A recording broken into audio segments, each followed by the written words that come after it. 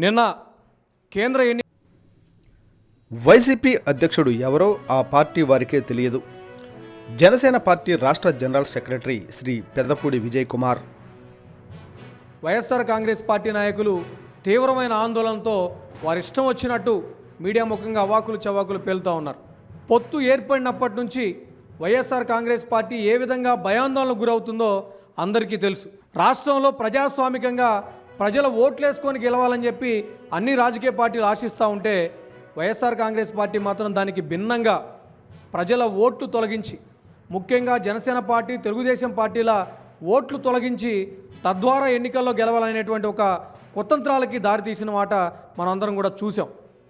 దాని మీద ప్రధాన ఎన్నికల అధికారికి ఫిర్యాదు చేయడానికి ఇరుపక్షాలు వెళ్తే వైఎస్ఆర్ కాంగ్రెస్ పార్టీలో ఎక్కడ లేని వణుకు మొదలైంది. జనసేన పార్టీ గుర్తింపు లేదు, అందుకే తెలుగుదేశం పార్టీతో కలిసి చీఫ్ ఎలక్షన్ కమిషన్ కలవడానికి వెళ్ళిందని చెప్పి అవాకులు చవాకులు పేలుతూ ఉన్నారు. రాజ్యాంగం ప్రకారం రిజిస్టర్డ్ పార్టీ, రికగ్నైజ్డ్ పార్టీ అని రెండు రకాల పార్టీలు ఉంటాయి. తెలియకపోతే రాజ్యాంగం చదువుకోండి ఒకసారి వెళ్ళి. ఏ పార్టీ అయినా ఎన్నికల కమిషన్ కలిసి వారికి ఉన్నటువంటి అనుమానాల్ని, ఫిర్యాదుల్ని ఎన్నికల కమిషనర్కి చెప్పేటువంటి అధికారం, హక్కు ప్రతి రాజకీయ పార్టీకి ఉంటుంది.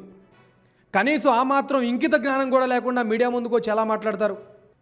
అసలు వైఎస్ఆర్ కాంగ్రెస్ పార్టీ నాయకులు సూటిగా ఒకటే మాట అడుగుతా ఉన్నా. అసలు మీ పార్టీ అధ్యక్షుడు ఎవరు? మీ పార్టీని స్థాపించిన వాడెవడు? మీ పార్టీలో ఇప్పుడున్నటువంటి అధ్యక్షుడు నిజంగా అధ్యక్షుడేనా?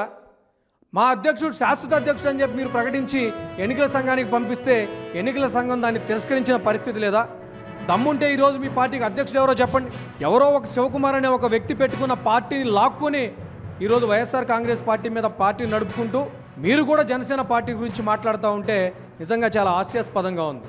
జనసేన పార్టీని పవన్ కళ్యాణ్ గారు స్థాపించి ఆయన స్వశక్తితోటి ఈరోజు అభివృద్ధి చేసి ఈరోజు రాష్ట్రంలో ఒక తిరుగులేని శక్తిగా జనసేన పార్టీని మలిచారు. ఈరోజు గత స్థాపించిన 10 సంవత్సరాల నుండి అప్రతిహతంగా ప్రజల అభిమానాన్ని చొరగొంటున్న జనసేన పార్టీకి మా అధ్యక్షులు పవన్ కళ్యాణ్ గారికి ఈ రాష్ట్ర రాజకీయాల మీద కేంద్ర ఎన్నికల సంఘానికి ఫిర్యాదు చేసేటువంటి అవకాశం లేదని చెప్పడం అత్యంత హాస్యాస్పదంగా ఈరోజు చెప్తా ఉన్నాం.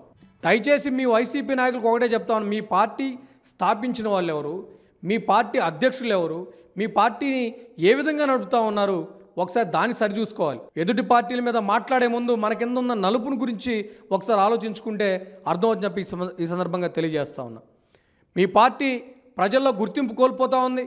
రాబోయే ఎన్నికల్లో ఓడిపోతామనే భయాందోళనలతోటి గుర్తింపు కోల్పోయిన అంబటి రాంబాబు లాంటి వాళ్ళు మీడియా ముందుకు వచ్చి పిచ్చి పిచ్చిగా మాట్లాడుతుంటే ప్రజలు హర్షించరు.